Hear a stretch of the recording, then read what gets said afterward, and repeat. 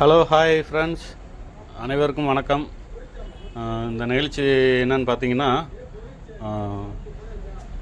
Sri Vetrivel Murugan groups, ஆறுபடை பக்தர்கள் groups மற்றும் பிரபுநகர் பொதுமக்களின் சார்பாக தைப்பூசத்தை முன்னிட்டு அதிகாலை 4 மணி அளவில் பிரபுநகர் விநாயகர் கோவிலில் 108 பால்குடம் எடுத்து பாத யாத்திரையாக மருதமலை சென்றடைவோம். பால்குடம் எடுக்கும் நிகழ்ச்சி காலை 4 மணிக்கு நடக்கும். அந்த வீடியோ காலையில் அப்லோட் பண்ணுறேன். இந்த வீடியோ பார்த்திங்கன்னா இப்போ சமையல் நடந்துக்கிட்டு இருக்கு.